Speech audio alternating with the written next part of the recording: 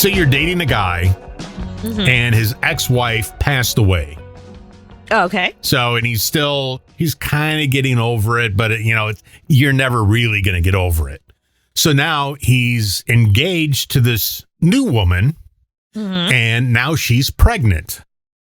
Wait, I'm dating this guy? Okay. Yes. So you're dating this guy. His wife before you died tragically.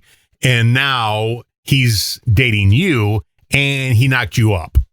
Okay. And you found out that it's a girl. Okay. And he wants to name the baby after his ex-wife. Well, it depends. How did she die? Did he murder her?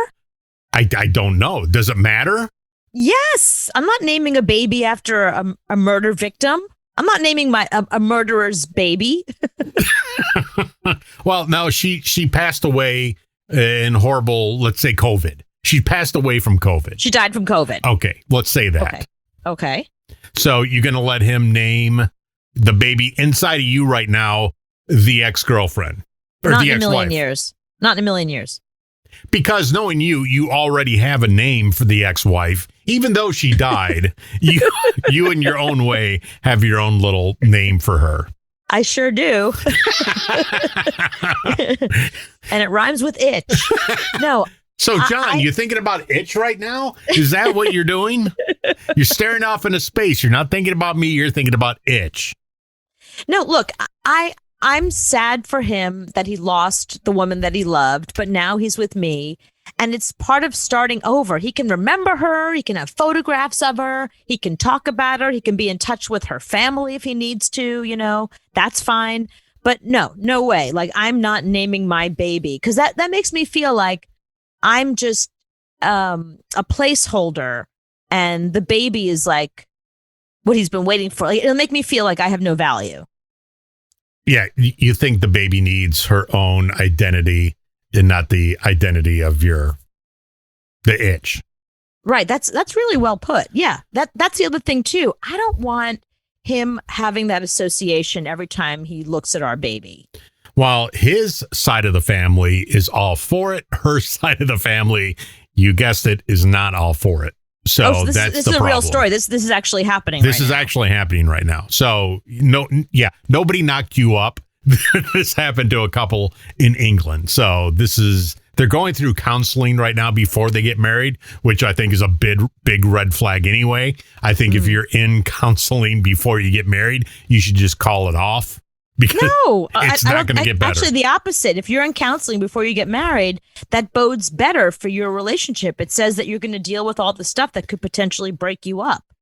So I think it's good that I've never believed that at all. Before you get married, you should never get out of bed. So you should never have anything to fight about. You should always be in bed with that person until you get married. Then after you're married, if you have issues, then you can go see somebody. Not everyone's as healthy as you. I mean, some people have issues they need to deal with, like, I don't know, their spouse died.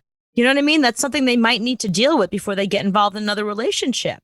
No, there's no way. I can't imagine anybody is on board with her having a baby and naming it the dead ex-wife or the dead wife's name. That's really creepy. And it's not fair to the little girl.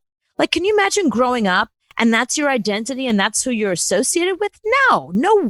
Look, I have a problem when somebody wants to name somebody Junior. I don't like that at all. Right. I think I have yet to meet in my life. I'm sure there's people out there that are very secure and their names are they're juniors and they've been able to take it on no problem. But in my life, in my personal experience, I have yet to meet somebody who is a junior that does not feel inferior to the person they were named after, that they feel like they're just like, John Jr. Like I'm just a piece of John. Like I'm not really my own person.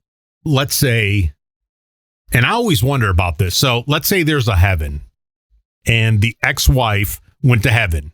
And of course. When he dies, he's going to go to heaven.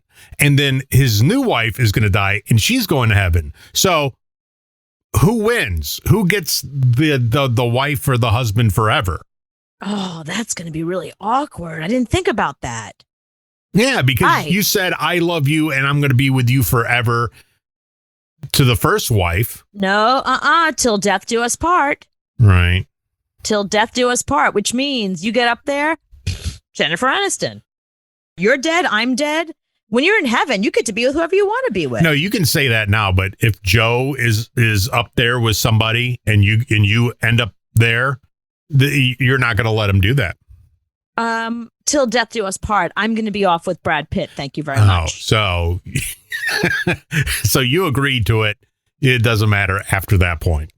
Yeah, no, literally till my last breath. Once that's over, all bets are off. So the wedding ring goes off your finger into the casket, and you're picking up somebody at the funeral. Listen, it's supposed to be heaven. You think it's going to be heaven to be with your ex-spouse? That's not heaven. Well, he probably liked her. So, see, that's the thing. When you go to heaven, you're going to have to be with Sean Lee. Why would I have to be with Sean Lee? He's got a new wife. Husband. I know. So what's Sean going to do? Because you're going to be mean and yell at him. And then I don't want to be with Sean Lee in heaven. I didn't want to be with him on earth. Why do I want to be with him in heaven? You're not even going to look at Sean Lee in heaven. You're just going to be like, just go on, do your own thing. I mean, if I see him like floating by in a cloud, I'll wave. If he floats by like with a harp on a cloud, I'll certainly say hi, like wave hi. But I'm busy with Timothy Oliphant. I got no time for him.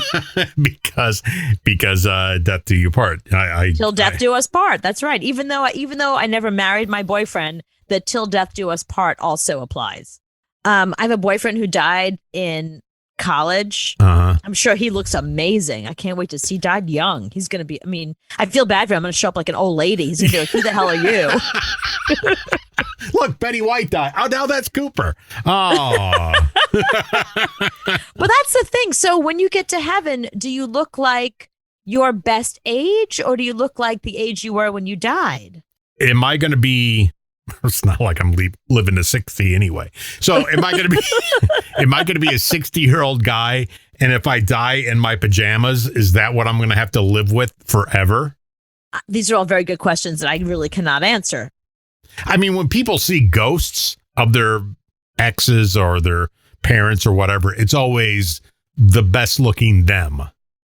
Well, actually, when people see ghosts, they're always from like the 1810s. Like, where are the ghosts from the 1960s? Where's the hippies? Where's all the hippies who OD'd with the long hair and the cool clothes? Where are those ghosts? You know what I bet it is? I bet there's a really long line to heaven. So the line lasts for 100 years. So the only people through the line right now are the people from the 1800s. The other people are still in line.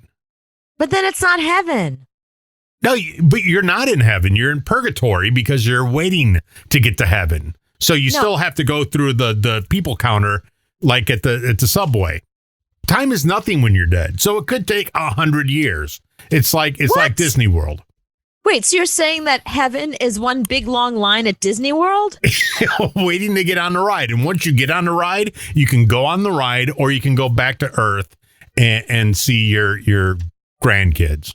How do I get an express pass? See, that they haven't worked on that yet. You don't know this. You've never been to heaven. You don't know any of this. Well, that's what Patrick Swayze had in Ghost. He had an express pass because he went right through. See, people can go right through. Okay. So work on getting that express pass. Well, you're not going right through. I don't even think you're going to heaven, frankly. Yeah, it's just going to be a long ass line, and I'm just going to bitch the whole time. Oh, come on! And it's going to be like Stop and Shop, where it's like no serving, never. Oh, yeah, it's going to be very warm where you're going. It's like the DMV. It's right. You're going to the DMV.